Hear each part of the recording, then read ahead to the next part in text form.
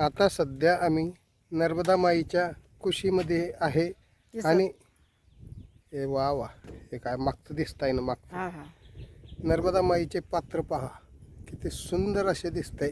एका आश्रममध्ये आम्ही दुपारी म्हणजे आता नाश्त्याकरता बसलेलो आहे. आनंद हा आश्रम मैयेच्या किनाऱ्यावर आहे.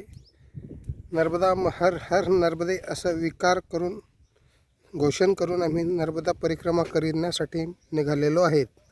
आता हे बघा, हे सुंदर असं दृश्य हे नर्मदा मैयाच्या किनाऱ्यावर आहे. किनारा खूप सुंदर असल्यामुळे इथून वाटत नाही की पुढं निघावं, परंतु पुढचा मार्ग आपल्याला काटायचा आहे. त्यामुळे येथील झाडे खूप सुंदर बनवलेली आहे. झाडे खूप सुंदर असल्यामुळे रम्य असं स्थान लागतं. दीपनगर रेस्ट हाऊससारखं होणार हे पुढे असं दाखवलेलं आहे. हे बघा, इथे 2 जवान लोकसेवा करण्याकरता बसलेले आहे. त्यांचे झुलेसुद्धा चालत आहे. झुल्यांच्या सोबतीला बिस्किट, चाय, कुत्रासुद्धा ठेवलेला आहे. हे बघा, हे 2 जवान इथं लोकसेवा करीत आहे. हे बघा, चहा, बिस्किट सर्व काही पद्धतशीर लोकांची सेवा करत आहे.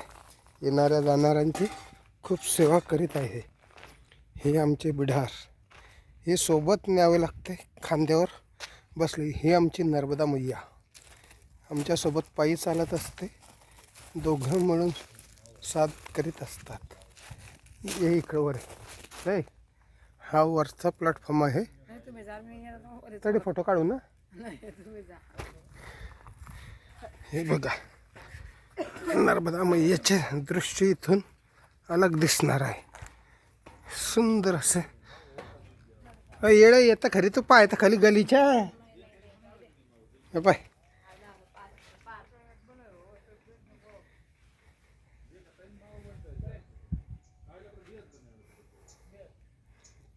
इथं मी एकटाच आलेलो आहोत. शेती खूप आहे आदिवासीला. महाराष्ट्र भुसावळ, भागवत पाटील, तपत कठोरा.